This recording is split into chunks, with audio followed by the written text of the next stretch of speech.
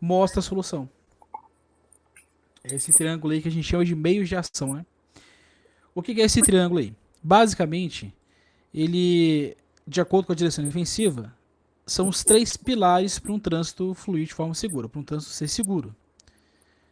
Beleza? Uhum.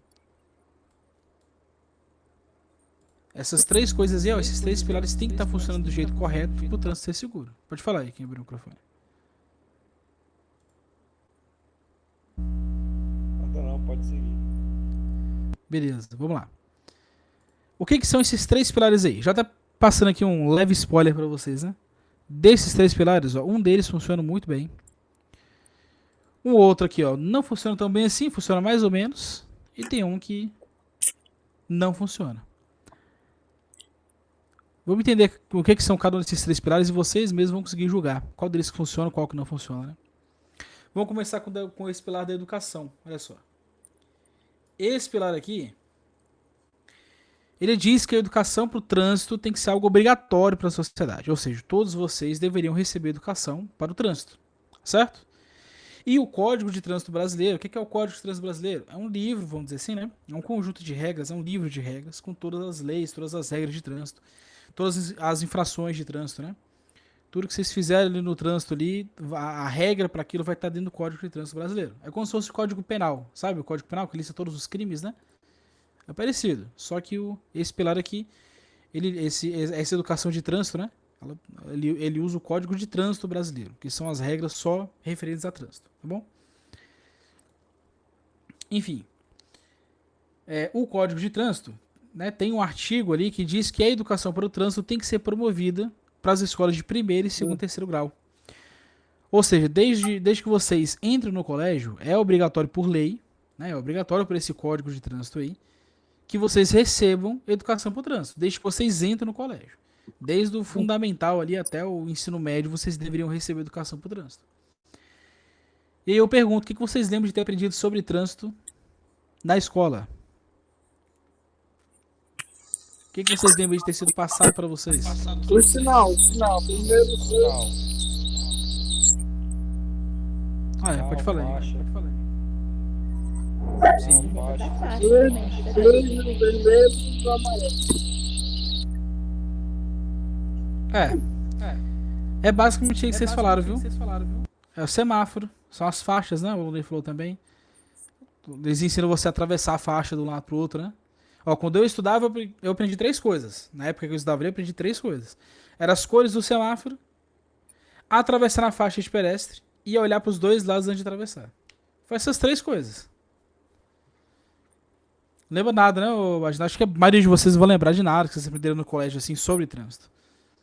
Porque, infelizmente... Pode falar. Porque, infelizmente, pouca coisa é passada sobre trânsito, né? Respeitar o outro, né? Sim. Assim, o básico, vamos dizer assim, o básico do básico, eles ensinam na escola mesmo. Mas, assim, não é isso que devia ser ensinado, entendeu? Isso aí, ó, a gente aprende em casa. As luzes do semáforo é bem óbvio, assim, né? Tudo bem eles ensinarem, mas é uma coisa bem óbvia. Agora, a gente ia atravessar na faixa, a gente ia olhar pros dois lados. O respeito, que o Mizel falou, né? Respeitar os outros ali no trânsito. Cara, isso daí é o básico, velho. Isso aí a gente aprende em casa, pô. Eu aprendi que eu tinha que atravessar usando a faixa de pedestre com a minha mãe, velho. Eu aprendi que eu tinha que olhar pros dois lados e atravessar na pista com a minha mãe. Eu não precisava do colégio pra ensinar isso. Isso é o básico. E os direitos e deveres de vocês, que é o que vocês deveriam aprender de verdade, vocês não aprendem. Tu quer ver um exemplo? Na opinião de vocês. Você é obrigado, o pedestre é obrigado a andar na faixa. Desculpa. O pedestre é obrigado a dar o sinal de mão para andar na faixa ou não? O que vocês acham? O sinal de mão para atravessar na faixa é obrigatório, sim ou não? Não. Sim, para sinalizar. Eu acho que sim. O governo até Você pode não falar. pode parar na faixa e você não pode atravessar na faixa sem dar o sinal. Como é que os carros vão saber que você quer atravessar se você não der o sinal? É uma boa justificativa, né? Se for uma pessoa cega, É, uma pessoa cega, tem não. que dar sinal. Você vê uma pessoa na faixa de trânsito, já tem a faixa de retenção lá que você tem que parar obrigatoriamente, né? Mas isso se chama sinal de vida. Levantar o braço. Exatamente, chama de sinal de vida. Tem mais alguém com o microfone? Quer falar? Pode. Ó, o governo, né? Falou do sinal de vida, né? O governo até fez campanhas, né? De divulgação desse sinal de vida, né? Falando, deu sinal de vida. Agora, vou falar uma coisa pra vocês. Vou falar uma coisa pra vocês aqui. Não, você não é obrigado, como parece, a dar o sinal de mão. Você não é obrigado. E aí, qual que é o ponto? A gente vai aprender mais sobre isso em legislação de trânsito, tá? Mas qual que é o ponto? Vocês entendem o tanto que isso é uma coisa simples? Pô, todo mundo aqui já usou uma faixa de pedestre na vida. Talvez alguns de vocês usem faixa de pedestre todos os dias. E vocês não foram ensinados se é obrigatório ou não. Alguns de vocês até sabiam, né?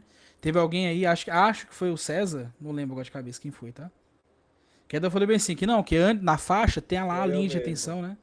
Foi tu, né? Ó, o que o César falou tá certinho. Na faixa de pedestre tem a linha de retenção que deixa subentendido que você é obrigado a parar na faixa ali como motorista. Independente da pessoa dar o sinal ou não. E é o correto mesmo. Você não é obrigado. Olha como é que esse pilar da educação é falho. Tem muito aluno que usa a faixa de pedestre na frente da escola para atravessar. E eles não são ensinados lá de que a faixa de pedestre é um direito dele. Independente de ele dar o sinal de mão ou não. Né? Tem um motorista aí, ó, que ainda vai te dar um puxão de orelha, viu? Você não dá o sinal na faixa, tem motorista que acha ruim, ainda reclama contigo. Se você sofrer um acidente numa faixa, tem motorista que vai querer jogar isso pra cima de tu. Vai falar, não, eu bati em você, encostei em você aí, pô, mas você não deu sinal de mão. Opa, é um direito teu. E isso é um direito muito básico, galera. O direito de vocês atravessarem na faixa é uma coisa muito básica. E a maioria de vocês não sabe. A culpa não é de vocês, tá? Vocês podem ficar tranquilos. A culpa de você não saber disso não é tua. A culpa é aqui, ó. É desse pilar da educação. Esse pilar aqui não funciona. Ele é muito, muito pobre aqui no Brasil, esse pilar da educação. Muito pobre. Não sabia? Pois é. E aí, de novo, né? É um direito básico. É questão de muitos motoristas, né? Igual mesmo que eu tava falando aí a respeito daquele videozinho lá. Não procura adquirir o conhecimento. Por isso chega a acontecer esse caso que o senhor tá falando, né? De querer dar um puxão de orelha em questão do sinal por não ter parado. Justamente. Então esse pilar da educação ele é muito ruim. E aí tem alguns motivos para isso, né? Primeiro que, como eu disse, né? Vocês deveriam receber essa educação pro trânsito aí. Do momento que vocês entram na escola, né? Até o momento que vocês saem. Mas isso não é passado. Aí tu pensar, mas se tá na lei ali de que a gente tem que receber essa educação, não devia ser aplicado ali de qualquer jeito? Sim, só que assim, o que o Código de Trânsito diz é que a educação pro trânsito ela tem que ser promovida, né? Se eu não me engano, é essa palavra que usa no Código de Trânsito, viu? Fala que a educação pro trânsito ela tem que ser promovida nas escolas, né? De primeiro, segundo e terceiro grau. Aí que tá o ponto, assim, ó. Pensa, se a própria escola mesmo, ou o Detran, ou a Polícia Militar, a Polícia Rodoviária Federal, qualquer órgão, né? Agente de trânsito, vai num colégio e aí ele deixa lá no colégio um cartaz falando sobre atravessar na faixa, né? Um cartaz bem grande falando bem assim, ó, use a faixa de pedestre. Vocês não concordam que de um jeito porco a educação pro trânsito não tá sendo promovida? Assim, de um jeito ruim, né? Bem ruim. Mas a educação pro trânsito não tá sendo promovida? De um jeito ou de outro? Vocês estão entendendo o ponto? Sim. Não é algo, assim, exatamente regulamentado. Tá escrito lá que tem que ter educação pro trânsito no colégio. E tem muito colégio que se esforça em fazer isso, viu? É que também não vou falar aqui que todo colégio todo colégio público é uma porcaria. Que não é verdade, viu? Tem muito colégio público aí que se esforça, né? Na época ali que tem ali o Dia Nacional do Trânsito, né? Eles fazem uma semana de trânsito para conscientizar os alunos a usar a faixa, né? Esse tipo de coisa, né? O colégio, dentro do que é proposto para eles, alguns se esforçam em fazer. Tá até melhorando, assim, né? À medida que o tempo passa. Mas a verdade é que não é o suficiente. Isso daí, ó, eles estão promovendo educação pro trânsito, mas de um jeito que não é o suficiente. O que devia ser passado nos colégios para aluno não é uma conscientização. O que tinha que ter passado para eles são os direitos e deveres deles como pedestres, como ciclistas. Olha o tanto de moleque que vai pro colégio de bike. E eles não sabem os direitos e deveres que eles têm como ciclistas. O moleque andando de bike aí, ele tem que conhecer algumas regras, tá? Algumas regras de trânsito. Por exemplo, ele não pode, né, desviar ali da esquerda para a direita na pista sem dar o sinal de mão. Está regulamentado no Código de Trânsito. Você tem que dar o sinal de mão para passar para trocar de lado, né, na bicicleta. O local onde você anda, né? Você, teoricamente, você não pode andar em qualquer lugar. Você tem que andar no canto da pista, na faixa mais à direita da pista. Para atravessar a faixa, você tem que descer da bicicleta e andar com a bicicleta puxando. Sim. Até porque a faixa de pedestre não é uma faixa de ciclista, né? É verdade mesmo. Então, assim, a verdade é que esse pilar da educação, ele é muito falho. Muito falho, tá? Ele não é aplicado corretamente aqui no Brasil, infelizmente, viu? Ah, professor, mas aí tu criticar é fácil, né? O que, que tu acha que devia fazer pra melhorar? Ó, na minha opinião, devia ser uma matéria obrigatória. Na minha opinião, tinha que ser uma matéria obrigatória. Nos Estados Unidos é 16 anos que a molecada tira a carteira lá. E é já dentro da escola, alguns lugares. Sim, é. Alguns estados, né? Já é dentro do colégio. Mas assim, isso pra mim tinha que ser uma matéria obrigatória. Ali no ensino médio, você tem uma matéria de educação pro trânsito. E aí vocês não precisam mais passar por essa parte teórica na autoescola. Se você já viu no colégio, você já foi aprovado no colégio, você não precisaria passar pela parte teórica aqui. Você viria só pra aprender o prático. Pra mim, isso daí já resolveria muitos problemas do trânsito, viu? Porque todo mundo ia sair do colégio ali, ó, sabendo pelo menos os direitos e deveres dele como pedestre ciclista. E eu acho que já devia ser aplicado ali, né?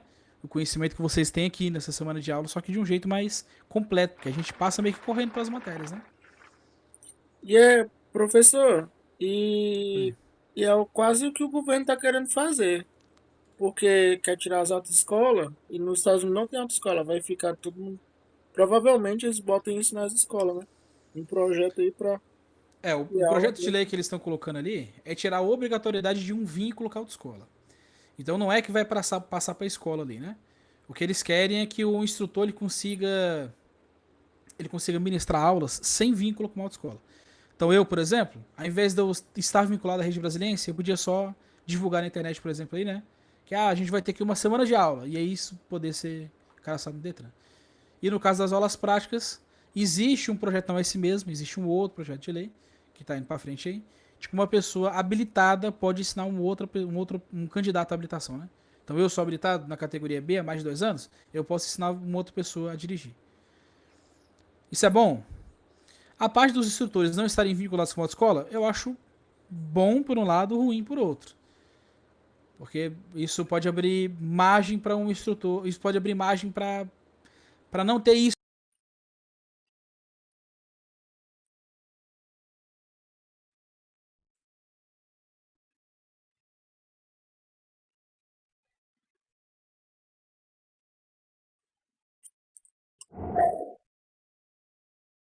Entender, assim, não acho que é complementar.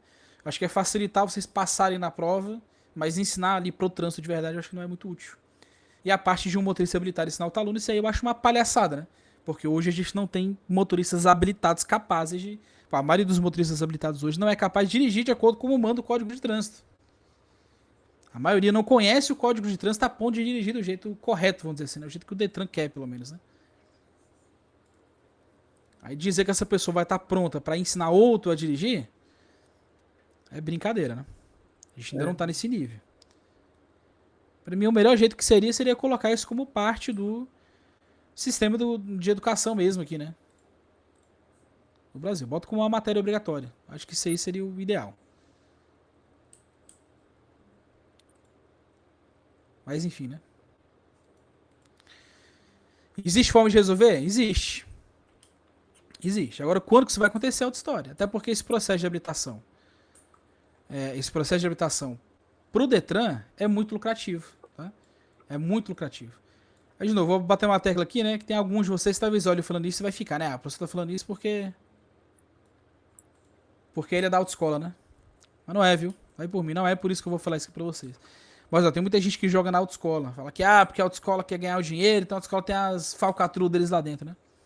A verdade, ó, é que quem lucra com isso mesmo é o governo, não é a autoescola, não. Quem lucra com isso de verdade é o Detran. É o Detran. E os outros órgãos de trânsito, mas principalmente o Detran. É eles que lucram com o processo de habilitação do jeito que é. Ó, quando vocês reprovam numa prova, o que vocês fazem é pagar uma taxa do Detran para fazer a prova lá de novo. Para fazer o reteste. Vocês não pagam uma taxa da autoescola. Vocês pagam uma taxa do Detran. Quando vocês falham lá na prova prática, né? o valor daquele reteste vai pro Detran. Ó, vocês podem pegar o contrato de vocês aí com a autoescola. Lá tem o valor que a autoescola ganha. Tá? É um valor fixo. Toda autoescola ganha ali. Toda escola, viu? Isso não é só pra Rede Brasiliense, pra líder, né? Pra rally. Não. Toda autoescola ganha valor fixo no processo de vocês. Por isso que a autoescola ganha dinheiro divulgando curso, vendendo curso. É por isso que a autoescola quer vender curso pra vocês. Porque elas só ganham dinheiro se elas conseguirem novos alunos. Agora o Detran não. O Detran ganha dinheiro toda vez que a autoescola consegue um novo aluno e ganha dinheiro toda vez que um aluno desse daí reprova. Então é um sistema que é muito bom pro governo. O governo lucra muito com isso daqui. E é aquele papo, né? Se o governo tá lucrando com isso, meu amigo, para eles mudarem isso daí, aí é muita burocracia, tá? Pra eles mudarem esse sistema aqui, como funciona pra você tirar na carteira, é uma burocracia enorme. Não vai ser assim da noite pro dia, não. Infelizmente, né? Infelizmente. Então esse plano de educação, ó, ele não funciona. Ele é feito para não funcionar. E como eu tô falando aqui, ó, é bom pro Detran que vocês não saibam os direitos e deveres de vocês. Porque assim, ó, você não conhecendo os seus direitos, você não conhece os deveres deles, né? Porque os deveres dos órgãos de trânsito é garantir que você tenha todos os seus direitos garantidos. Então, infelizmente, esse pilar não funciona. Ele é muito fraco. Galera, vou falar uma coisa pra vocês. Eu fiz o curso de instrutor em 1 mês. O meu curso de instrutor durou 1 mês pra eu fazer. Foi 1 mês de segunda a sexta, toda noite lá fazendo o curso. Foram 4 semanas de aula. E um fim de semana. Um fim de semana completo. Assim, ó, no nosso curso a gente viu algumas matérias para docência, mas a gente viu todas essas matérias que vocês estão vendo aqui com mais calma. A gente, por exemplo, leu o Código de Trânsito inteiro. A gente estudou o Código de Trânsito de cabo a rabo. E mesmo assim, tendo 1 mês pra gente fazer o curso, a gente não teve tempo de ver tudo que dava pra ver. A gente não teve algumas coisas lá no Código de Trânsito, por exemplo, que a gente não teve tempo de discutir, de aprender direito sobre, que a gente teve que passar corrido pela matéria, porque senão não daria tempo de fechar tudo. Isso, a gente teve 1 mês. Esse curso de vocês aqui é 1 semana, velho. É 1 semana. Não dá. Não dá pra gente ver tudo que a gente tem que ver aqui. É pouco tempo. Infelizmente, tem muitos assuntos que eu gostaria de entrar mais a fundo. Eu entro mais a fundo nos assuntos que eu acho que são importantes. Não, nos assuntos que são mais importantes pra prova, pro dia a dia de vocês. Não dá pra gente se aprofundar em tudo. E é uma coisa que em 3 anos de ensino médio, por exemplo, daria tempo. Em 3 anos de ensino médio, né, o professor poderia entrar ali em todos os assuntos. Poderia entrar a fundo em todos os assuntos que são pertinentes, né, ao Código de Trânsito. A direção aí, automotiva. Então, enfim, né. Em resumo, esse pilar da educação aqui, ó, ele não funciona. Então, um dos 3 pilares para a direção defensiva funcionar, um dos 3 pilares para vocês dirigirem com segurança, não funciona. Que é esse da educação. Ele é muito falho. Aí a gente chega aqui, ó, no segundo pilar, que é o da engenharia. A gente pode dividir esse pilar em 2, tá? A gente pode dizer, ó, que ele tem aqui, dentro desse pilar, a gente tem a engenharia de trânsito e a gente tem a engenharia mecânica. Tá? Então a gente divide esse pilar em 2. Qual que é a diferença aqui? Engenharia de trânsito é referente à pista. A forma como as pistas são construídas, a forma como o trânsito é organizado. É o papel, né? Da engenharia civil, da engenharia de trânsito mesmo, né? Como eles organizam como que o trânsito funciona, tá? Os pardal. Então existe essa parte do pilar. Pode falar. Quebrou o microfone. Os pardal. Os pardal... mais ou menos, tá? Os pardal ele vai estar mais em torno desse aqui, viu? Da fiscalização. É mais assim, é mais de acordo com como as pistas são construídas, né? A tecnologia usada nas pistas. Por exemplo, recentemente veio aqui pro DF uma pista de concreto, né? Que é estrutural. Né? Eles reformaram aquela pista todinha. Pronto, é disso que a gente tá falando. A forma como o trânsito é organizado. E a forma como o trânsito é organizado, a gente tá falando do... Por exemplo, né? A gente tem um caso muito, muito claro aqui, né? A própria... Nos dias de semana, eles mudam o sentido da pista, né? Nos dias de semana, a pista ela só vai. E na hora de voltar para casa, a pista só vem, né? Então pronto. Isso daí, por exemplo, é uma decisão tomada por um engenheiro de trânsito. Certo? Então é esse tipo de organização. Isso daí, ó, eu nem preciso falar para vocês o quanto que assim, em partes, né? Enquanto que ele é falho. A gente fala aqui também, ó, da manutenção das vias. Então a ideia é que a engenharia de trânsito vai cuidar para que a pista seja sempre em boas condições. E aí já é bem claro para vocês, né? Ó, pense aí na pista aí, nas pistas aí perto da sua casa. Provavelmente tem pista aí perto da sua casa que não está em boas condições. Que falta sinalização, que falta, né? Que falta estrutura. Falta placa de trânsito. Às vezes está toda esburacada. Isso se na rua da tua casa tiver asfalto. Isso se na rua da tua casa tiver asfalto. Que tem muitas ruas aí que nem asfalto tem, quanto mais placa de trânsito, né? Então é desse tipo de coisa que a gente tá falando, esse pilar aí. Essa parte do pilar, iluminação das vias, exatamente, Luan. Essa parte do pilar não funciona muito bem, tá? Não é o pior, né? Mas assim, tem muita pista que é mal construída, que é mal sinalizada e não tem o que fazer. Tem muita pista esburacada. Agora, a outra parte do pilar aqui, ó, que é a engenharia mecânica, aí essa daqui já funciona bem, tá? Não é perfeito, claro, mas funciona. Funciona. Tá? Essa parte aqui até que vai. Assim, por uma questão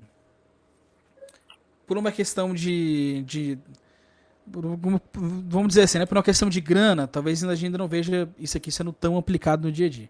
Mas é uma parte que funciona. A parte de engenharia de trânsito, a parte de engenharia mecânica, perdão, é referente aos carros, tá? A forma como os carros são construídos, o quanto os carros são seguros, entendeu? Mecanicamente mesmo falando. E aí isso aí tá melhor à medida que o tempo passa. Tem gente que reclama dos carros de hoje, né? Tem gente que fala que não, porque os carros de antigamente que era bom. Porque carro de antigamente, né? Carro de antigamente você batia ali e o carro ainda continuava inteiro, não amassava, né? Era lata de verdade. Hoje em dia qualquer coisinha ali amassa o carro. Só que, ó, a ideia é que o veículo hoje em dia, ele foi feito para absorver o impacto. Ele foi feito para absorver o impacto. Então, numa batida, o teu carro amassa todo porque ele vai absorver o impacto para que esse impacto não chegue a você. Ó, antigamente era muito comum. Bem antigamente, tá? Era muito comum o motor do carro vir parar dentro da cabine. Isso acontecia, viu? A pessoa batia de frente, né? O cara tava dirigindo, batia de frente com outro carro, batia de frente com o poste. O motor vinha parar lá nas pernas do motorista, amassava o motorista, vinha, né? Invadia a cabine do carro e com tudo. Hoje em dia isso não é tão comum. Hoje em dia, mesmo batida de frente, né? Às vezes o cara bate num poste, uma coisa assim, às vezes o cara sai vivo. Esse tipo de coisa não acontece mais do motor amassar o motorista. Por quê? Pelo projeto do carro. O projeto hoje é feito para proteger o motorista, né? Uma batida. E até por questão de legislação, por exemplo, de 2015 para cá, 2015 ou foi 2016, tá? Não vou lembrar exatamente o ano. Se tornou obrigatório que todo carro viesse de fábrica com airbag e com freio ABS. Aí tem empresa, né, que vende carro, que eles até usam isso como se fosse um diferencial, né? Ah, não, compra o seu carro com a gente aqui que ele sai de fábrica com freio ABS. Mas caramba, né? Os caras fazem um bom negócio. Pô, isso é obrigado, eles são obrigados por lei a vender o carro assim. Isso torna o carro mais seguro, né? Adicional que eles falam, adicional. Esse, no caso, ele deixou de ser um adicional, né? Eles usam isso pra dizer que eles estão vendendo um carro melhor do que o do concorrente, né? Mas isso deixou de ser um opcional. Hoje isso é obrigatório. O freio ABS e o airbag hoje é obrigatório. Então, seja por questão de legislação, seja por questão de tecnologia, os carros estão melhores. Estão mais eficientes, estão mais seguros. Então, dá pra dizer que esse pilar aqui, ó... Estão mais leves também, professor. Também, né? Estão bem mais leves. E gastam menos combustível também. Pois é. Então dá pra dizer que esse pilar funciona mais ou menos. Porque a parte aqui da engenharia de trânsito não funciona tão bem. Mas a parte da engenharia mecânica já dá uma ajuda, né? As pistas não estão tão boas, mas os carros estão mais seguros. Então... E também na questão que não é mais longarina, né? Agora já é monobloco. Aí também já se torna mais seguro. Sim. Pois é. Isso torna muito mais seguro, né? Muito mais seguro. Não é mais chassi, né? É tudo monobloco. Chassi agora é só veículo de grande porte. Isso já muda muito a questão da segurança. Beleza? Agora, então, esse pilar aqui ele é mediano, vamos dizer assim, né? Ele é mais ou menos. Agora, esse pilar aqui, ó, da fiscalização, aí esse